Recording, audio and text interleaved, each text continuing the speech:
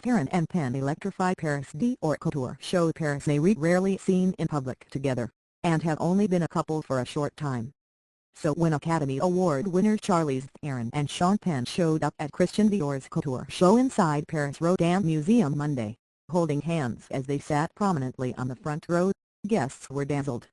Meanwhile, France's former First Lady Valerie Trierweiler used the catwalk as a platform to raise awareness for the missing Nigerian schoolgirls.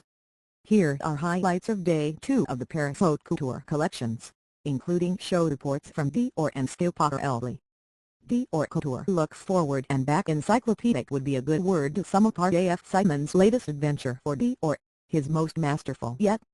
Set in the circular ballroom in a section of Paris Rodin Museum, the Belgian designer ambitiously channeled some for centuries of style, with a fashion-forward twist he called Forward and Back. Simons' journey started with 18th-century dresses fit for Cinderella, or, at least, an avant-garde version of her. Voluminous exaggerated French ball gowns in pale jacquard silk were made contemporary with trapeze structuring. The couture novel continued in 8 distinct chapters, with guests gasping in delight each time they were transported onto a different era.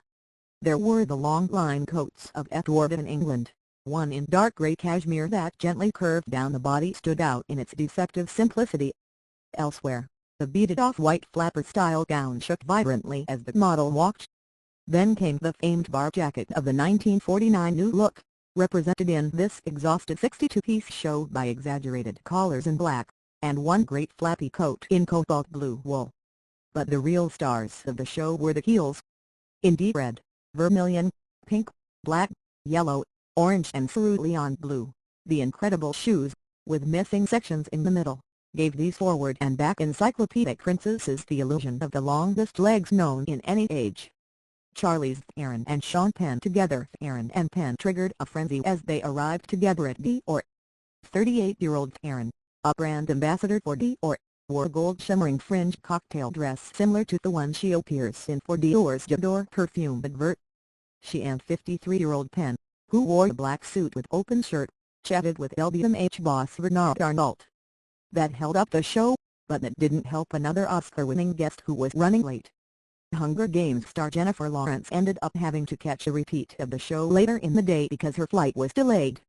Schiaparelli's controlled eccentricity. The golden age of Elsa Schiaparelli, the 30s and 40s, were revisited in the second outing for the age-old house, which relaunched last year to mixed reviews.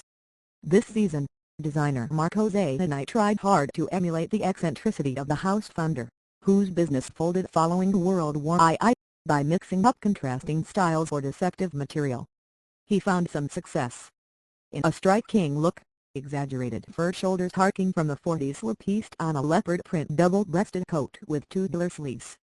Glycerin-glazed black ostrich feathers elsewhere made the cool bolero resemble monkey fur.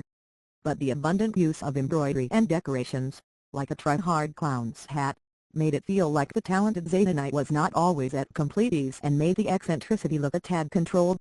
Still, the leopard print catwalk was great fun. Former French First Lady uses fashion show for politics. Former French First Lady Trierweiler broke with tradition. Instead of wearing Dior to the Dior show, she wore Paul and Joe. But there was a good reason. The 49-year-old journalist sported a white t-shirt that read "Bring back our girls," a reference to the missing Nigerian schoolgirls who have still not been returned after being kidnapped in April. There are 220 missing. It's been 2.5 months since these young girls were taken, she said. In May, First Lady Michelle Obama drew attention to the same cause when she tweeted an image of herself holding a poster that read "Bring back our girls," demanding the return of the girls captured by Boko Haram. 2.5 months ago the world spoke about these young girls, including Michelle Obama. But now no one is, she said. I'm using the media here to publicize this. Until they're freed I won't stop campaigning, she added. Fashion's president steps down. Didier Grumbush may not be a household name, but the outgoing president of Paris Fashion Federation has held an incredible influence on global style over the years. Grumbush, who has announced he is stepping down, has been credited with revitalizing dying haute couture from behind the scenes and bringing young designers to the fashion world. Back in the day, as an executive he even helped launch Givenchy and Yves Saint Laurent Rive Gauche. Speaking to the Associated Press, Rumbush reflected on the health of couture today. Even 15 years ago, couture could have filed for bankruptcy. Now there's new blood, new designers, he said. It's very much alive with brands as strong as Armani and Dior and Versace, a craft that's modern again, he said. I have supported younger couture designers because there was a real need. It's the fundamentals of our craft, he said.